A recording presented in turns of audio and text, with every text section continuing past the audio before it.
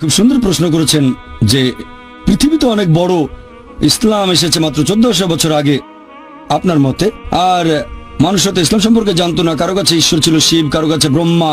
এখানে সমস্যা কোথায়? কেউ মানে যীশু খ্রিস্ট হলেন ঈশ্বর, সমস্যা কোথায়? আমি কম্পারেটিভ রিলিজিয়নের একজন ছাত্র।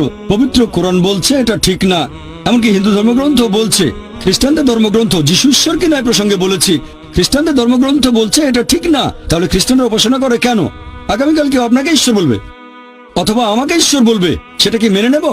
আসলে যেটা ভুল সেটা তো ভুলই। এখন ব্রহ্মা সম্পর্কে বলি, ঈশ্বরকে যদি ব্রহ্মা বলেন অথবা শিব হলেন ঈশ্বর, আপনারা খেয়াল করলে দেখবেন এই কথাগুলো আছে ঋগ্বেদে।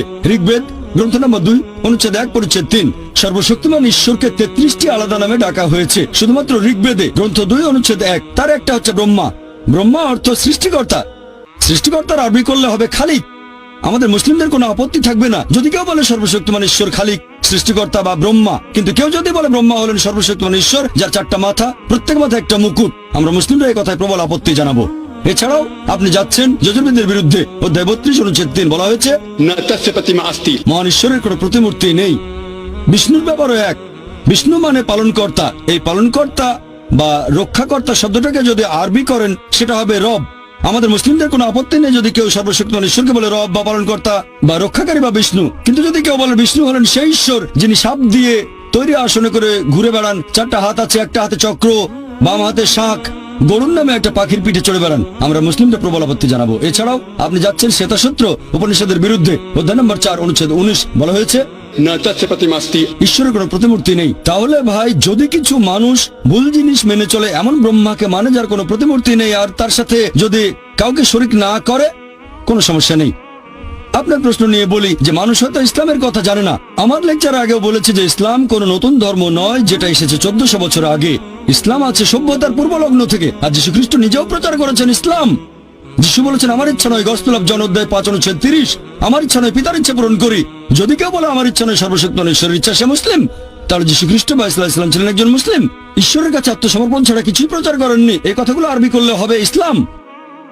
আদম আলাইহিসসালাম আল্লাহর কাছে আত্মসমর্পণ বাদে আর কিছুই প্রচার করেননি। নূহ নবী আল্লাহর কাছে আত্মসমর্পণ বাদে কিছুই প্রচার করেননি। মুসা নবী আল্লাহর কাছে আত্মসমর্পণ বাদে কিছুই প্রচার করেননি। যীশু খ্রিস্ট আল্লাহর কাছে আত্মসমর্পণ বাদে কিছুই প্রচার করেননি। সবাই শান্তিতে থাকুন। কথাটার আরবি করলে হবে ইসলাম। মুহাম্মদ সাল্লাল্লাহু আলাইহি ওয়াসাল্লাম হলেন সর্বশেষ ও চূড়ান্ত নবী। তিনি শুধুমাত্র মুসলিম বা আরবদের জন্য আসেননি। আল্লাহ পবিত্র কোরআনে বলেছেন সূরা আম্বিয়া অধ্যায় 21 আয়াত নম্বর 107, ওয়া আরসালনাকা ইল্লা রাহমাতাল লিল আলামিন।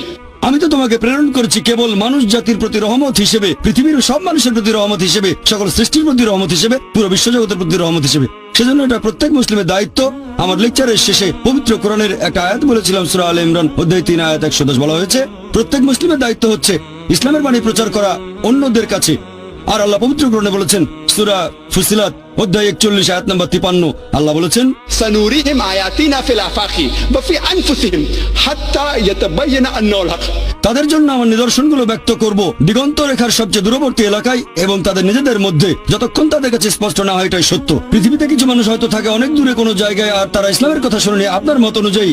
আল্লাহ বলেছেন যে তিনি তার সত্যের বাণী পৌঁছে দেবেন প্রত্যেক মানুষের অন্তরে দিগন্ত রেখার নিদর্শন দিয়ে তাদের নিজেদের মধ্যে। তাহলে আমাদের স্রষ্টা আল্লাহ সুবহানাহু ওয়া তাআলা নিজেই এই বাণী পৌঁছে দেবেন, স্রষ্টার কাছে আত্মসমর্পণের বাণী পৌঁছে দেবেন। তাই আমরা দায়িত্ব পালন না করলেও বাণীগুলো ঠিকই পৌঁছে যাবে। তখন সেটা প্রত্যাখ্যান করলে আপনি ক্ষতিগ্রস্ত হবেন। যদি গ্রহণ করেন তাহলে পরীক্ষায় পাশ করবেন। আশা করি উত্তরটা পেয়েছেন।